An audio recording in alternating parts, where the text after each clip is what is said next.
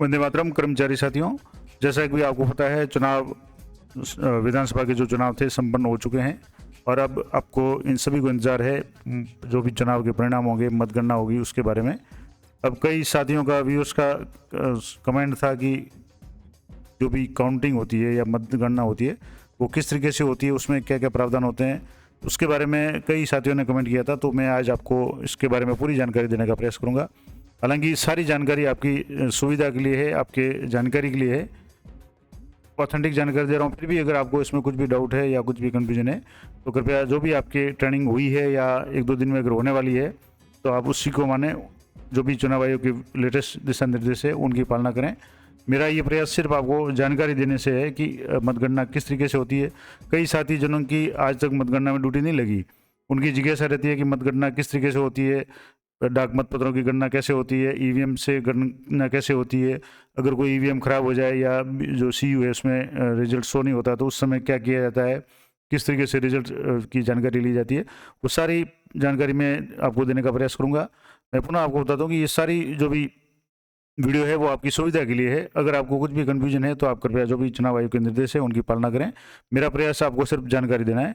तो इस जो वीडियो है उसमें हम बात करेंगे कि एक तो मतगणना संबंधित क्या क्या कानूनी प्रावधान है, उसके बाद में मतगणना हॉल में बुनियादी ढांचा कैसा होता है, लेआउट कैसा होता है, क्योंकि ये भी कई लोगों की जिज्ञासा होती है कि एजेंट कहाँ बैठते हैं, कर्मचारी कहाँ बैठते हैं, कौन आरओ की टेबल कहाँ होती है, तो वो भी मैं आपको पूरा लेआउट बताऊंगा। गिनती कर्मचारी कौन कौन होते हैं, उनकी नियुक्ति क्या होती है, उनके कर्तव्य क्या होते हैं, डाक मतपत्रों की गणना कैसे की जाती है, कौन कौन से मतपत्र है वो रिजेक्ट किए जाते हैं, किस आधार पे आप भी जैसे सरकारी कर्मचारी है और आपने चुनाव में ड्यूटी दी है तो आपने भी अपना पोस्टल बैलेट भेजा होगा। अब वो पोस्टल बैलेट सही होगा या नहीं होगा वो आप कैसे चेक कर सकते हैं या आप कैसे अंदाज लगा सकते हैं, या किस आधार पे जो भी मतपत्रों की छंटिंग होती है कि वो गलत पाए जाते हैं, वो सारा मैं आपको बताने का प्रयास करूँगा। इसके अलावा ईवीएम से गणती किस तरीके से ईवीएम से की जाती है, परिणाम कैसे निकाला जाता है, फॉर्म 17C का जो पार्ट सेकंड होता है वो किस तरीके से भरा जाता है। इसके अलावा कुछ विशेष परिस्थितियां जिनमें सीयू नॉट डिस्प्लेइंग रिजल्ट, यानी कई बार सीयू रिजल्ट डिस्प्ले नहीं करती है, क्लोज बटन नहीं दबाया गया होता है तो भी एरर आता है, या डेट संबंधित कुछ समस्या होती है तो उनका किस तरीके से निस्तारण किया जाता है। और वीवीपैट से संबंधित जानकारी भी आपको दूंगा कि वीवीपैट की पर्चियाँ कब गिनी जाती है, किस स्थिति में गिनी जाती है, और इसके अलावा वोटों की पुनः गिनती और कुछ जो इम्पोर्टेंट मैं आपको जो ग्राफिक्स और फॉर्म्स है वो भी आपको बताऊंगा। तो ये सारी जानकारी मैं आपको इस वीडियो में दूंगा। हो सकता है वीडियो थोड़ा लंबा होगा तो मैं आपको इसको दो भागों में आपको बता दूंगा। तो सबसे पहले तो बात करेंगे जो एक्ट्स है कौन कौन से हैं, जो major legal provisions related to counting and election results. तो जैसे सेक्शन 64 है वोटों की गिनती से संबंधित, उसमें निर्देश है कि रिटर्निंग अधिकारी की देखरेख और निर्देशन में मतगणना होती है। दूसरा, चुनाव लड़ने वाले उम्मीदवार, चुनाव के एजेंट और मतगणना एजेंट को उपस्थित रहने का अधिकार होता है। और सेक्शन 64A में मतगणना के समय मतपत्रों को नष्ट, गुम होना, इसके संबंध में क्या प्रावधान है, तो आरओ तुरंत ईसीआई के मामले को रिपोर्ट करेगा। इसमें यानी कोई अगर ऐसी कोई परिस्थिति होती है मतपत्र नष्ट या गुम होते तो, और जो मतगणना को रोकने के निर्देश दे सकता है, जो भी निर्देश होंगे आयोग के। इसके अलावा आयोग आगे के चुनाव को शून्य घोषित कर सकता है या उस मतदान केंद्र के लिए फिर से मतदान के आदेश दे सकते हैं, वो जैसी परिस्थिति हो। और यदि संतुष्ट हो तो चुनाव का परिणाम भौतिक रूप से प्रभावित नहीं होगा हो तो मतगणना पूरी करने की अनुमति दे सकता है। ये ऐसी स्थिति है वो चुनाव आयोग द्वारा निर्देश के आधार पर तय की जाती है। इसके अलावा मेजर लीगल जो प्रोविजंस है उसमें अगला है सेक्शन 65, वोटों की समानता। मान लो किसी चुनाव में मतगणना में दो उम्मीदवार हैं, उनको समान वोट मिल जाते हैं तो आरओ द्वारा ड्रॉ से तय होता है। इसके अलावा परिणामों की घोषणा इसी के जो भी निर्देश है उसके अनुसार किस तरीके से परिणाम की घोषणा होती है और परिणाम की रिपोर्ट है किस तरीके से जारी की जाती है, जो भी राजपत्र में वगैरह, वो सारी जानकारी भी इसमें देंगे या ये प्रोविजन है। इसके अलावा जो नियम 128 है सेक्शन, मतदान की गोपनीयता बनाए रखना, तो इसके संबंध में निर्देश है कि चुनाव के संबंध में ड्यूटी करने वाले अधिकारी, क्लर्क, एजेंट या व्यक्ति सभी पे ये लागू होता है। और आरओ या एआरओ द्वारा मतदान की गोपनीयता बनाए रखने की शपथ लेनी चाहिए और मतगणना शुरू होने से पहले इसे जोर से पढ़ना चाहिए, और इसके उल्लंघन के लिए 3 माह की कैद या जुर्माना वगैरह हो सकता है। इसके अलावा चुनावों में अधिकारी आदि उम्मीदवारों के लिए कार्य नहीं करने और मतदान को प्रभावित करने के संबंध को अगर नियम है या कुछ ऐसी बात है तो डीओ या आरओ या एआरओ, पोलिंग स्टाफ सभी पे लागू होता है। और अगर कोई इस तरह की घटना करता है तो उसको 6 महीने की कैद या जुर्माना या दोनों हो सकते हैं। इसके अलावा अन्य जो भी सेक्शन है 136 है वो उसमें अन्य अपराध उसके दंड से संबंधित है, जिसका सब सेक्शन 1 से 4 तक है। जिसमें चुनाव अपराध का दोषी ईवीएम, बैलेट बॉक्स या बैलेट पेपर या नामांकन पत्र आदि से अगर कोई छेड़छाड़ या धोखाधड़ी करता है उसके लिए भी 6 माह की सज़ा या 2 साल का जुर्माना या प्रावधान जो भी है। अब यहाँ जैसे बात करेंगे रूल 66A की, जहाँ ईवीएम का इस्तेमाल किया गया था वहाँ वोटों की गिनती के संबंध में जो आर सेक्शन जो 50 से 54 तक के जो प्रावधान है उनमें 55, 56, 57 के बदले में नए जो प्रावधान है 55C, 56C और 57C को लागू किया गया है। ये भी आगे देखेंगे। और जैसे रूल 51 है मतगणना का समय और स्थान। तो मतगणना की तारीख है कम से कम 1 सप्ताह पहले आरओ द्वारा तय की जाती है कि मतगणना की तारीख से एक जो भी मतगणना की जो तारीख होती है, जैसे इस बार 3 दिसंबर तारीख है तो उससे 1 सप्ताह पहले है वो आरओ द्वारा तय कर दिया जाता है कि मतगणना कहाँ होगी, यानी स्थान और समय का जो चयन है 1 सप्ताह पहले आरओ द्वारा तय कर दिया जाता है। और प्रत्येक उम्मीदवार उसके निर्वाचन अभिकर्ता को लिखित में दिया जाता है कि किस समय और किस स्थान पर मतगणना होगी। दूसरा है मतगणना अभिकर्ताओं की नियुक्ति, यानी जो एजेंट्स है, काउंटिंग एजेंट्स होते हैं, उनकी नियुक्ति का जो सिस्टम है वो ये है कि इसी के निर्देश के अधीन एक उम्मीदवार मतगणना एजेंट नियुक्त कर सकता है और जो मतगणना के प्रत्येक स्थान के लिए 16 से अधिक नहीं होगा, यानी अधिकतम 16 कर सकता है। इसके अलावा नियुक्ति फॉर्म है वो फॉर्म 18 उसमें डुप्लीकेट में की जानी चाहिए, यानी 2 कॉपी में इसकी नियुक्ति की जाती है। और रिकॉर्ड के लिए आरओ के लिए 1 प्रति और 1 प्रति आरओ से पहले उत्पादन के लिए एजेंट को दूसरी प्रति दी जाती है। और गिनती के लिए निर्धारित समय से 1 घंटे पहले नहीं दे सकते। ये कुछ जो एजेंट्स की नियुक्ति के संबंध में है। और जब तक घोषणा पत्र पर हस्ताक्षर करने के बाद में फॉर्म 18 की दूसरी प्रति आरओ को नहीं दी जाती तब तक उस एजेंट को मतगणना हॉल में प्रवेश नहीं दिया जाता। तो इसके अलावा फॉर्म जो है उसका भरा जाता है, वो भी आपको बता दूंगा किस तरह का फॉर्म होगा। अब यह मतगणना स्थल पर प्रवेश कौन कौन कर सकते हैं, तो आरओ, एआरओ, मतगणना कर्मी, उम्मीदवार या उनके चुनावी एजेंट या मतगणना एजेंट के अलावा कोई और प्रवेश नहीं कर सकता। और जो खुद भी कोई अगर दुर्व्यवहार करता है या आरओ के वैध निर्देश की पालना में विफल रहता है तो उसे मतगणना हॉल से हटा दिया जाता है। यानी अगर कोई ऐसी दुर्व्यवहार या कोई भी ऐसी घटना करता है तो मतदान की गोपनीयता बनाए रखने के लिए जो भी इसके प्रावधान है एस 128 के जो भी प्रावधान है उसको चुनाव से पहले जोर से पढ़ करके सुनाया जाएगा।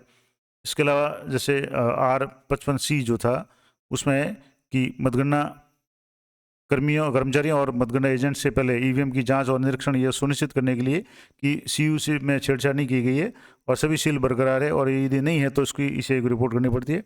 और एक्चुअल काउंटिंग यानी 56 जो सी है उसमें परिणाम का बटन दबाना, उसके बाद वोटों की गिनती का प्रदर्शन का देखना। फॉर्म 17C का जो दूसरा भाग होता है, मैं आपको फॉर्म 17C तो मैंने आप कई वीडियो में बताया, इसका दूसरा भाग भी मैंने एक वीडियो में बताया था कि जो मतगणना के काम आता है उसमें ये नोट किए जाते हैं वोट है प्रत्येक कैंडिडेट के। और मतगणना पर्यवेक्षक को उम्मीदवार या उसके चुनाव एजेंट या मतगणना एजेंट के साथ में उस पर हस्ताक्षर करने होते हैं। और फॉर्म बी में सारी प्रविष्टियाँ वो रिजल्ट डिक्लेयर किया जाता है। और ईवीएम आफ्टर काउंटिंग यानी इसके परिणाम के बाद में फॉर्म 17C के दूसरे भाग में जो किया जाता है दर्ज किया जाता है और सी को फिर आरओ या उम्मीदवारों मतगणना एजेंट की मोहरों के साथ में वापस सील किया जाता है। ये कुछ और भी जो प्रावधान है वो है। अब कुछ इंपॉर्टेंट बातें जो अपने काम की है वो मैं बता दूं। इंस्ट्रक्शनल और security arrangements at counting centre, क्या क्या जो अरेंजमेंट होते हैं। पहला है कि पूरे एसी के लिए नहीं, जो असेंबली के लिए वोटों की गिनती अधिमानतः एक हॉल या स्थान पर की जाती है। और यदि 2 से अधिक हॉल या उसके स्थानों की आवश्यकता हो तो चुनाव आयोग की पूर्व लिखित स्वीकृति की आवश्यकता होती है उसी के अनुसार। और ये सारा काम है वो आरओ लेवल पे होता है या जिला लेवल पे होता है। और यदि 2 हॉल अनुमोदित है तो प्रत्येक हॉल में गणना के लिए किए जाने वाले जो पीएस को अग्रिम रूप से आवंटित करें और तदनुसार उम्मीदवारों को सूचित करें। और प्रत्येक एसी या विधानसभा क्षेत्र के लिए एक स्ट्रांग रूम और एक विशाल मतगणना हॉल होना चाहिए जिसमें अलग अलग प्रवेश और निकास के द्वार होने चाहिए। प्रत्येक मतगणना केंद्र की अलग अलग संख्या होगी और प्रत्येक हॉल को अलग अलग क्रमांकित किया जाएगा। यानी मतगणना है वो अलग अलग हॉल में, विधानसभा जैसे जिला लेवल पे होती है तो वहाँ विधानसभा वार अलग अलग हॉल होंगे और जिसमें विधानसभा वार जो भी एसडीएम या रिटर्निंग अधिकारी है वो बैठते हैं, उनकी टेबल वगैरह होगी। अब इसके लिए और क्या इंफ्रास्ट्रक्चर होता है कि एक तो बुनियादी ढांचे और अधिकारियों और एजेंटों को समायोजित करने के लिए पर्याप्त विशाल स्थान होना चाहिए।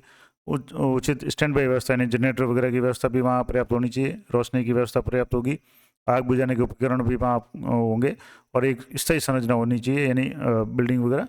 और अगर नहीं होती है तो चुनाव आयोग के निर्देश से अस्थायी हो सकती है। अब जैसे क्या क्या चीज़ें वहाँ होती है, तो एक तो number of tables in counting hall depends upon यानी टेबल कितनी होगी, कितने टेबल पे एक विधानसभा क्षेत्र की काउंटिंग होगी, तो वो कई बातों पर निर्भर करती है। जैसे number of polling stations to be counted, यानी उस विधानसभा क्षेत्र में अगर पोलिंग स्टेशन ज़्यादा है तो टेबलें ज़्यादा होगी। स्पेस अवेलेबल है या नहीं है वो भी देखा जाता है।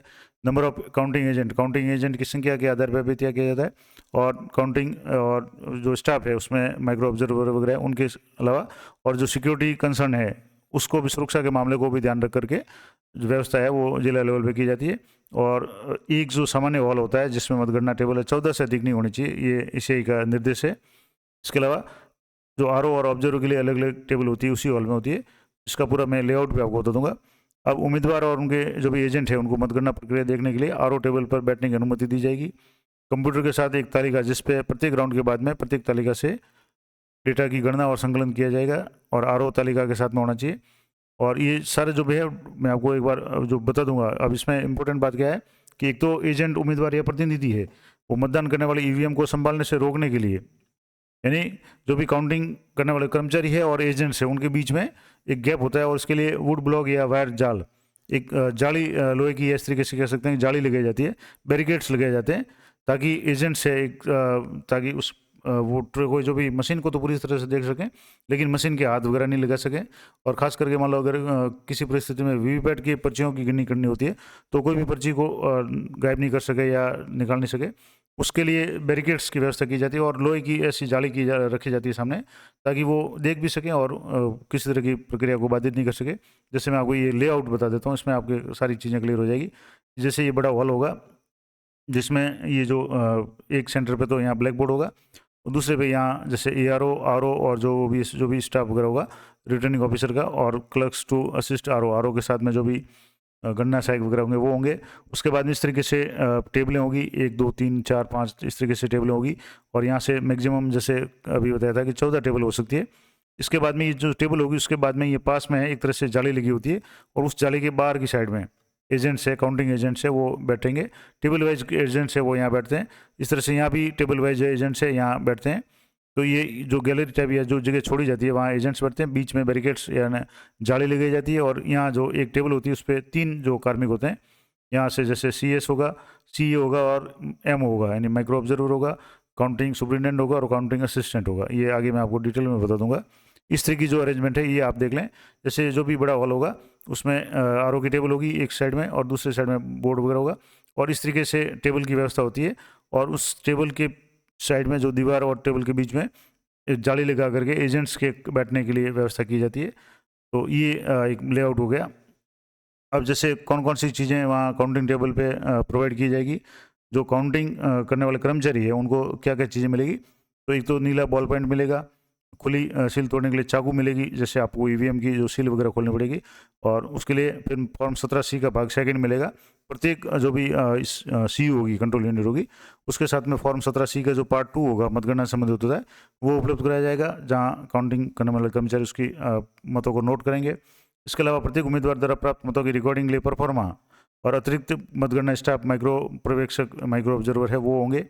मतगणना के रुझानों और परिणामों के बीच में जनता और मीडिया को जानकारी प्रसारित करने के लिए लाउड स्पीकर, ब्लैक बोर्ड वगैरह की व्यवस्था भी की जाती है।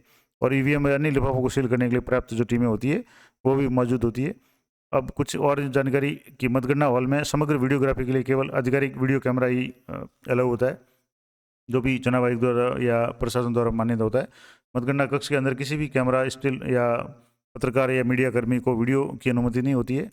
और पास, जो भी पास प्रशासन द्वारा जारी किया जाता है वो हमेशा पास रखा जाता है। वैध पास रखने वाले जो भी प्रेस या मीडिया कर्मी है उनके हैंड कैमरों को सामान्य दृश्य से लेने की अनुमति दी जा सकती है, लेकिन एक निश्चित रेखांकित सीमा या उसके उद्देश्य से रखी गई स्ट्रिंग से परे उनको अनुमति नहीं दी जाती। और किसी भी परिस्थिति में EVM में दर्ज वोटों को आधिकारिक कैमरे सहित किसी भी कैमरे द्वारा कैप्चर नहीं किया जाना चाहिए। तो ये सामान्य निर्देश है।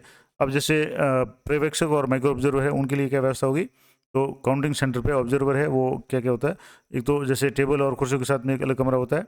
सख्त और गोपनीयता में संवाद करने के लिए पर्यवेक्षक के उपयोग के लिए विशेष रूप से संलग्न STD या फैक्स का सहित टेलीफोन होता है। टेलीफोन के लिए नंबर मतगणना तिथि से 15 दिन पहले फ़ोन कंपनी से प्राप्त किया जाना चाहिए ये। और इसके अलावा प्रत्येक टेबल पर माइक्रो ऑब्जर्वर के लिए आवश्यक व्यवस्था वगैरह की जा सकती है।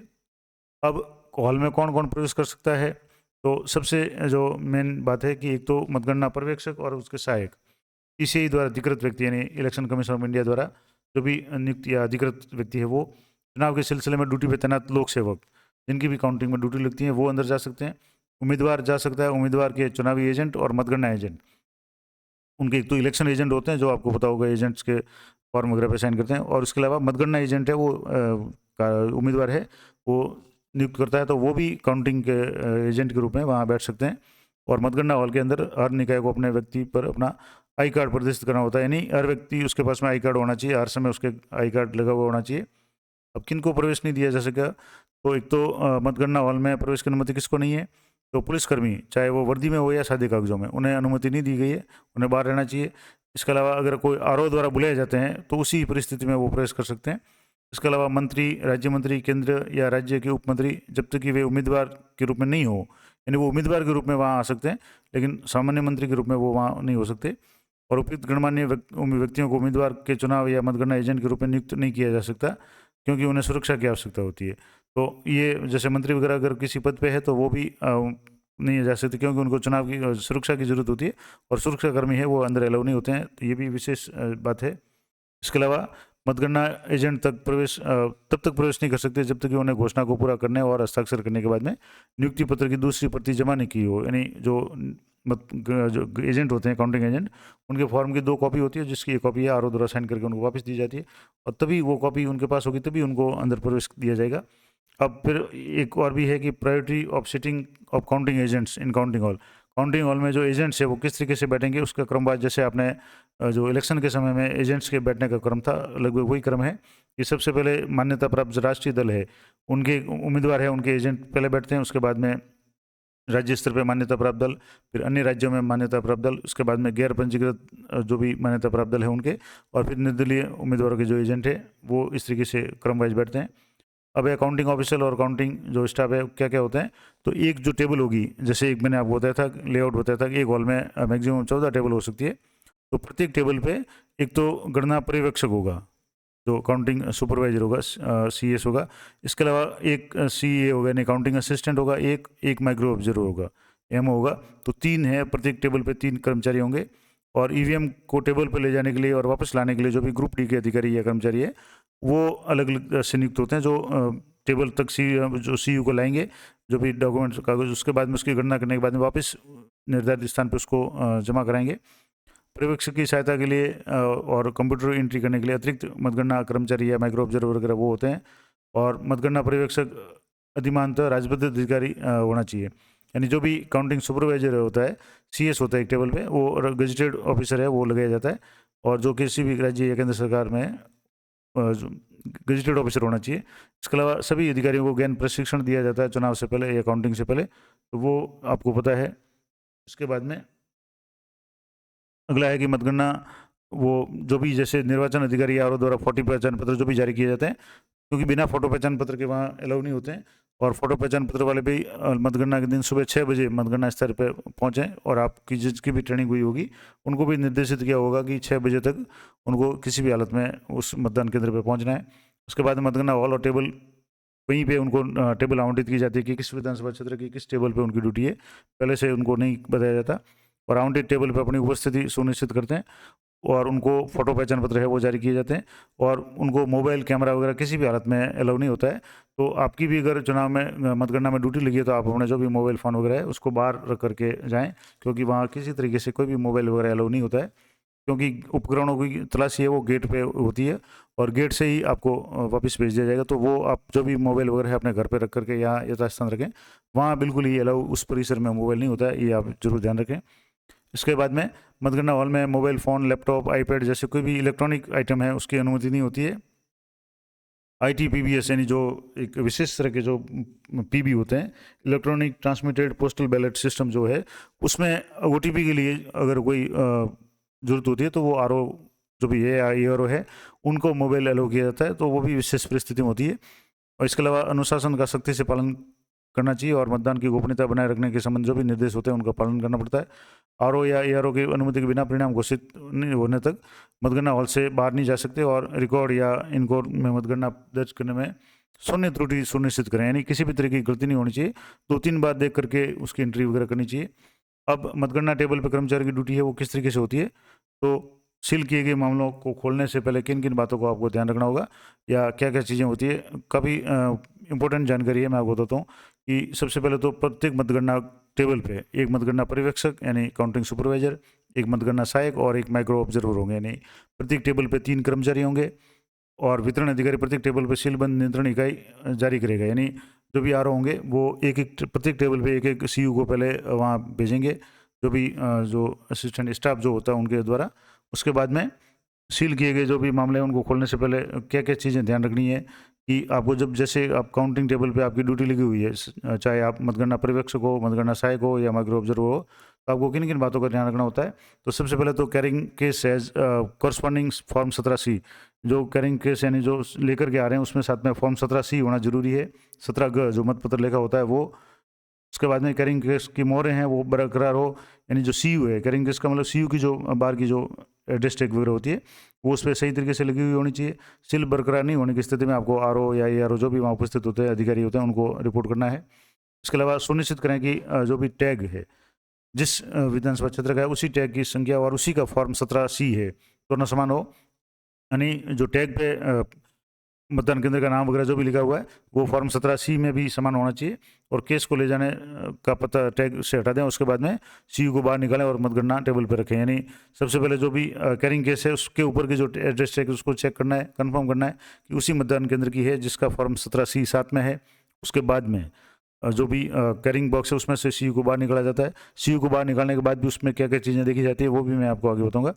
अब जो एजेंट की नियुक्ति की बात कर रहे थे, तो एजेंट की नियुक्ति के लिए जो फॉर्म होता है वो फॉर्म 18 होता है और आरओ प्रत्येक चुनाव लड़ने वाले उम्मीदवार को सूचित करेगा कि उतने ही एजेंट मतगणना एजेंटों का हकदार है, क्योंकि मतगणना टेबल के लिए एक आरओ टेबल के लिए और एक टेबुलेशन के लिए है, यानी जितने टेबल होते हैं उसके अनुसार है वो मतगणना एजेंट है वो अपने नियुक्त कर सकता है।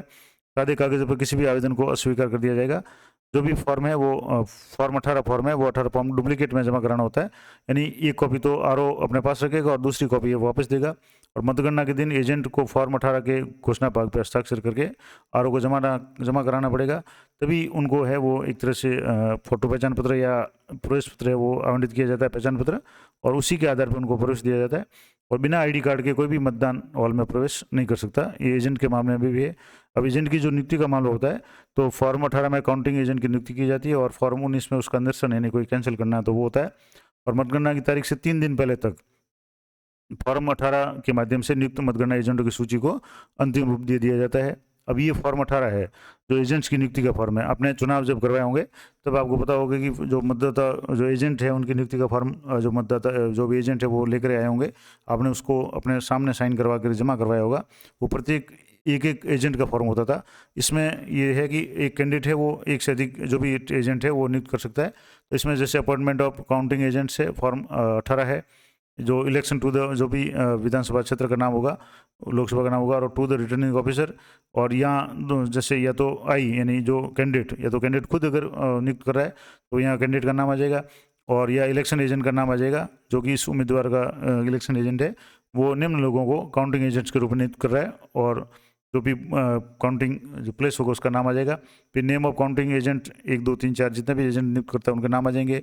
एड्रेस ऑफ काउंटिंग किस जगह पे काउंटिंग हो रही है, उसके बाद में सिग्नेचर ऑफ काउंटिंग मतलब कैंडिडेट के सिग्नेचर होंगे या इलेक्शन एजेंट के सिग्नेचर होंगे, और we are agree to such counting agents, और फिर यहाँ वापिस जो एजेंट्स है वो साइन करेंगे।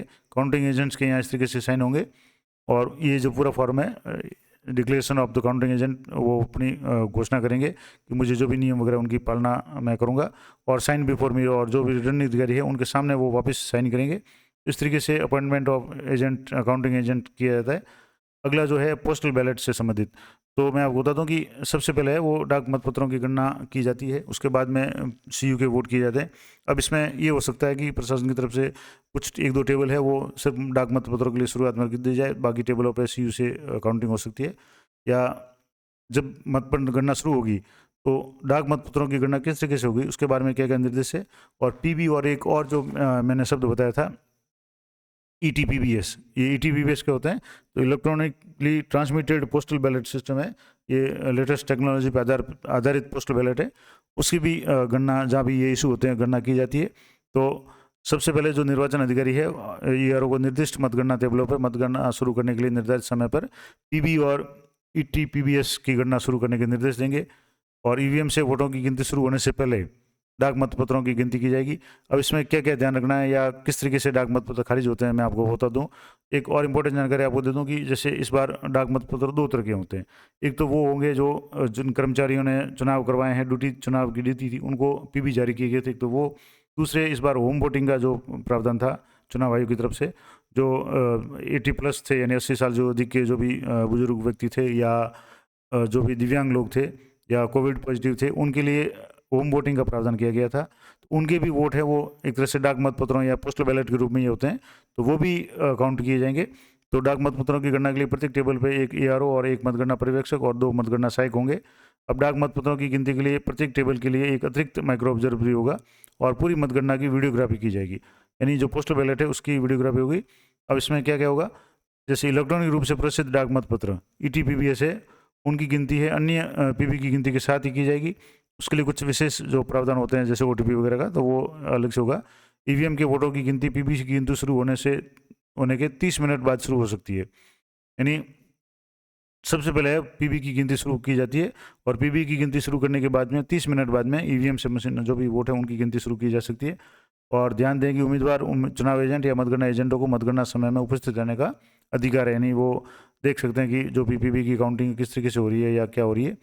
अब इसमें जैसे मतगणना शुरू होने के बाद प्राप्त हुई पीबी, अगर मान लो कोई पोस्टल बैलेट डाक से भेजा गया है और मतगणना की तारीख जैसे 3 तारीख है, उसके बाद में अगर प्राप्त होता है या उस दिन अगर प्राप्त नहीं होता है, तो वो मतगणना शुरू होने के लिए निर्धारित समय के बाद में जो भी प्राप्त पीबी है वो खोले नहीं जाते हैं, उनको उपयुक्त अनुमोदन के साथ में अलग से सील कर दिए जाते हैं, क्योंकि वो नियत तारीख तक नहीं पहुंच पाते तो उनको काउंटिंग में शामिल नहीं किया जाता।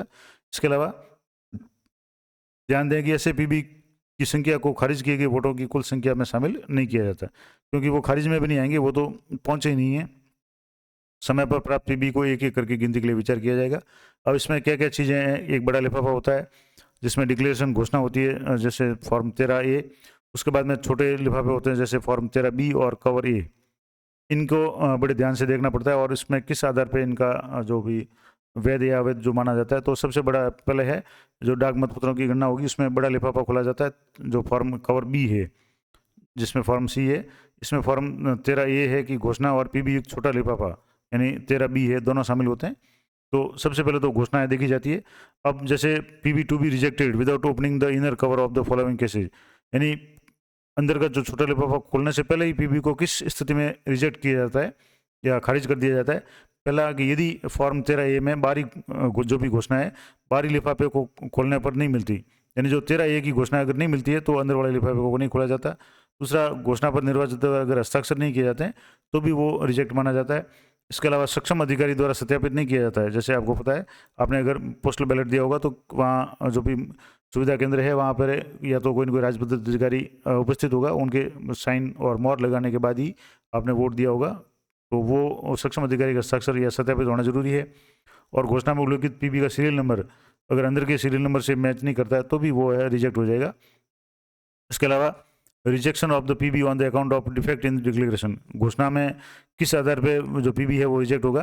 तो यदि घोषणा या तो नहीं पाई जाती या दोषपूर्ण है तो पीबी के आंतरिक लिफाफे के अंदर की सामग्री को किसी और जांच के बिना सीधा अस्वीकार कर दिया जाता है, यानी घोषणा ही नहीं है या घोषणा में कोई दोष है तो भी अस्वीकार किया जाता है।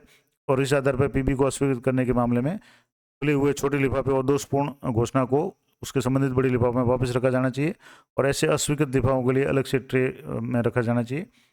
इसके बाद में फॉर्म 13A में जो घोषणा में दोषों के कारण पीबी को अस्वीकृत करने के सभी मामले हैं आरओ द्वारा फिर से चेक किए जाते हैं और फिर उसके बाद में उनको अस्वीकृत श्रेणी में रखा जाता है।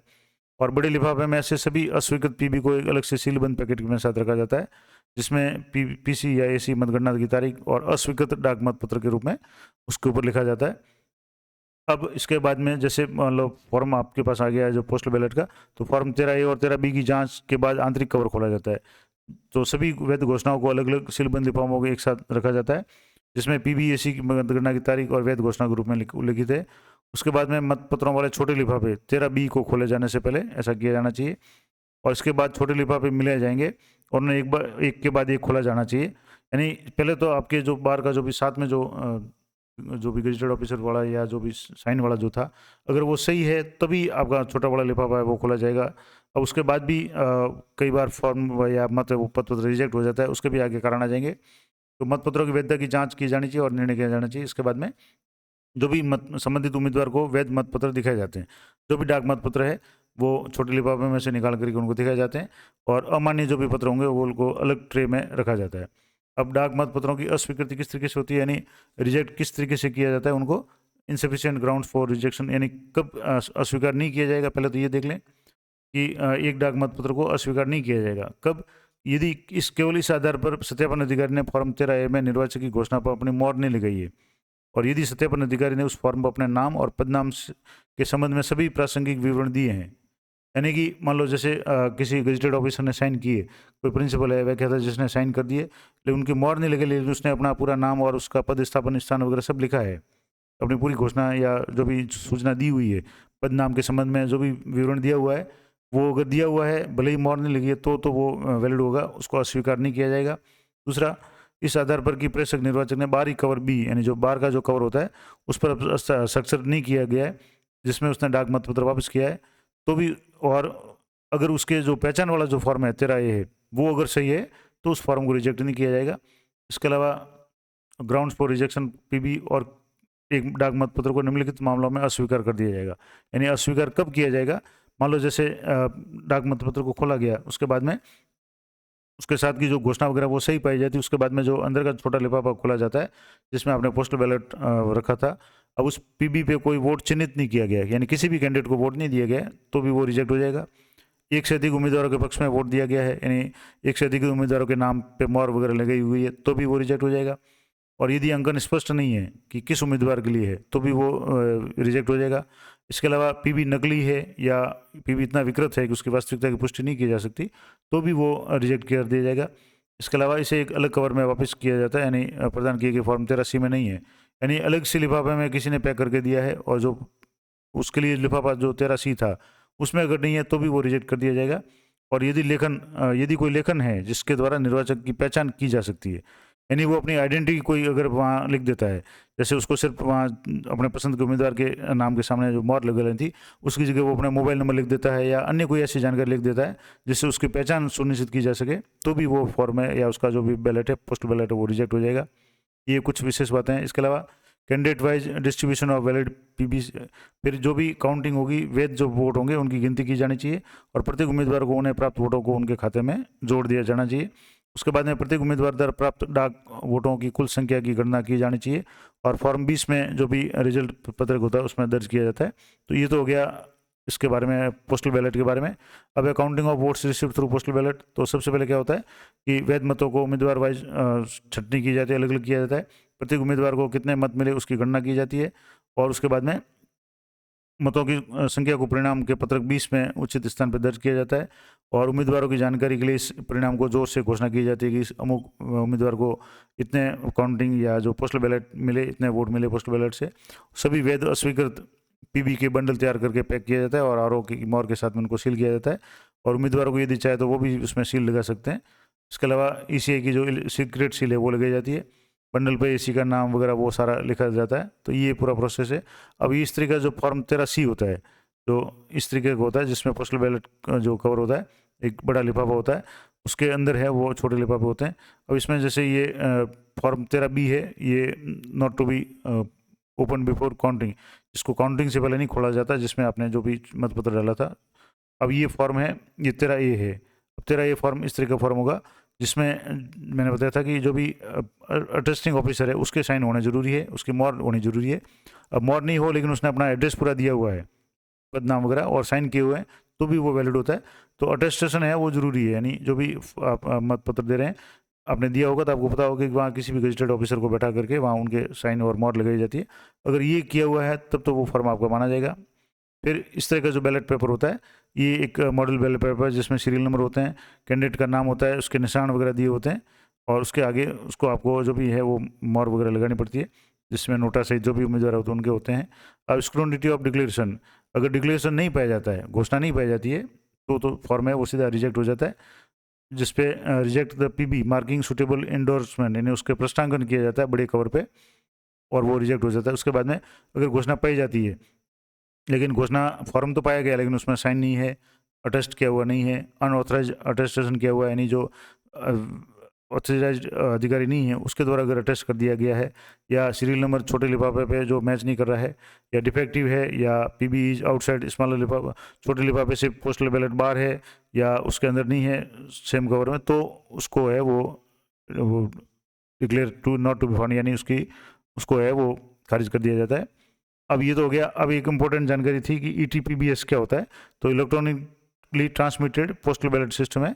ये एक पूरा अलग से सिस्टम है। इसमें भी छोटे बड़े लिफाफे जो होते हैं, बड़े लिफाफा 13C होता है, कवर बी होता है, उसके बाद में डिक्लेरेशन फॉर्म 13A होता है, और स्मॉल एनवेलप 13B होता है जिसका कवर ए होता है। अब इसमें इस तरीके से इसमें भी जो भी है इस तरीके जो इसमें बार कोड या स्कैनर वगैरह इस तरीके से लगे होते हैं, जिसमें इस तरह का फॉर्म 13C होगा, ये 13B होगा, ये 13A फॉर्म होगा जिसपे इस तरह की जो बार कोड लगा होगा, स्टेट कोड होगा, कंस्टिट्यूशन कोड होगा, नाम होगा, पोल डाटा होगा, नेम, सीरियल नंबर होगा, ये सारे आ जाएंगे। उसके भी स्पेशल क्रमांक होते हैं, डिजिटली जो है यूनिक 40 डिजिट का इसमें कोड होता है। और ये इसमें क्या क्या चीज़ें होती है, तो QR कोड होता है, और QR कोड की स्कैनिंग की जाती है, जिसमें फॉर्म 13C होता है, डिक्लेरेशन यानी जो भी घोषणा होती है 13A में, फॉर्म 13B होता है, और खारिज और अस्वीकृत मतपत्र के लिए अलग से ट्रे रखनी चाहिए, और never mix rejected invalid ballot paper with accepted, यानी एक्सेप्टेड और रिजेक्टेड को बिल्कुल ही अलग अलग रखना चाहिए, उनको मिक्स नहीं करना चाहिए। अब इसमें जो ETPBS है उसमें प्री काउंटिंग स्टेट में क्या होता है कि बाहरी जो कवर होता है उस पर QR कोड होता है, और QR रीडर द्वारा उसको पढ़ा जाता है, और अगर वो डुप्लीकेट या उसमें कुछ भी डाउट होती है तो उसकी चेक की जाती है, और कंप्यूटर द्वारा यूनिक सीरियल नंबर जो उत्पन्न होता है और इस सीरियल नंबर को सत्यापित किए जा रहे लिफाफे पे RO द्वारा मैनुअल रूप से चिन्हित भी किया जाता है। और यदि 13C सत्यापित हो जाता है तो केवल 13C का लिफाफा खोला जाएगा। उसके बाद में 13C का लिफाफा खोलने के बाद में उसके अंदर के जो कवर है फॉर्म A, और इसके बाद में इनर कवर 13B है जिसमें पोस्टल बैलेट पेपर होता है, वो प्राप्त होंगे, और उनको इस तरीके से जो भी है स्कैनर वो 13A फॉर्म है उसको भी QR कोड स्कैन किया जाता है। उसके बाद में फॉर्म 13B पर QR कोड को स्कैन किया जाता है। तो ये सारा जो इलेक्ट्रॉनिक सिस्टम से होता है। तो ये कुछ विशेष परिस्थितियों में होता है, और विशेष लोगों को जो खास करके CSV वोटर्स होते हैं, जो क्लासिफाइड सर्विस वोटर्स होते हैं, उनको ये जारी किया जाता है। तो ये बहुत ही लिमिटेड होगा, तो और सामान्य रूप से आपके इतना कोई काम में नहीं आएगा, और ये जो भी एक्सपर्ट होते हैं इलेक्ट्रॉनिक उनके द्वारा किया जाएगा। अब है लेआउट ऑफ काउंटिंग हॉल किस तरीके से होगा, तो मैंने पहले बता दिया। इस तरीके से जो भी हॉल होगा जिसमें CS यानी काउंटिंग सुपरवाइजर, CA यानी काउंटिंग असिस्टेंट, और AMO यानी माइक्रो ऑब्जर्वर है। प्रत्येक टेबल पे 3 अधिकारी होंगे। इस तरीके के जो एजेंट है वो बैठेंगे, और इनके बीच में एक जाली वगैरह लगी जाती है। अब काउंटिंग टेबल इस तरीके से होगी, जैसे ये काउंटिंग सुपरवाइजर बैठेगा, ये काउंटिंग टेबल होगी, एक तरफ सुपरवाइजर बैठेगा, एक तरफ काउंटिंग असिस्टेंट बैठेगा, और एक तरफ माइक्रो ऑब्जर्वर बैठेगा। उसके बाद में यहाँ वायर मैश होगी, यानी जो एक जाली लगी होगी वायर की, और जिसमें से कोई भी व्यक्ति हाथ वगैरह नहीं निकाल सके, देख सके आराम से, और यहाँ काउंटिंग एजेंट है इसके सामने बैठते हैं। इसी तरह से इस साइड में भी काउंटिंग असिस्टेंट यहाँ तो हो गया। जो दूसरी टेबल इस साउंड में जो रूम में या इस लाइन में होगी, जैसे यहाँ है, यहाँ एक जाली होगी और जाली के पास में एजेंट हो गए। इस तरह से इन टेबलों के पास में इस तरह की यहाँ जाली होती है, और जाली के साइड में है वो एजेंट बैठते हैं, और प्रत्येक टेबल के हिसाब से जो भी एजेंट है वो बैठते हैं। तो ये एक लेआउट हो गया। अब अनसीलिंग ऑफ CU बिफोर काउंटिंग। अब ये बात करेंगे CU की काउंटिंग किस तरीके से की जाती है, तो वह मैं आपको अगले वीडियो में बताऊंगा। ये वीडियो काफ़ी लंबा हो जाएगा। तो ये मैंने आपको बता दिया कि पोस्टल बैलेट की काउंटिंग किस तरीके से होती है, कौन सा रिजेक्ट होता है, कौन सा नहीं होता है। अब CU की काउंटिंग किस तरीके से होगी वो मैं आपको अगले वीडियो में बताऊंगा। तो मिलते हैं नेक्स्ट वीडियो में, तब तक जय हिंद, जय भारत।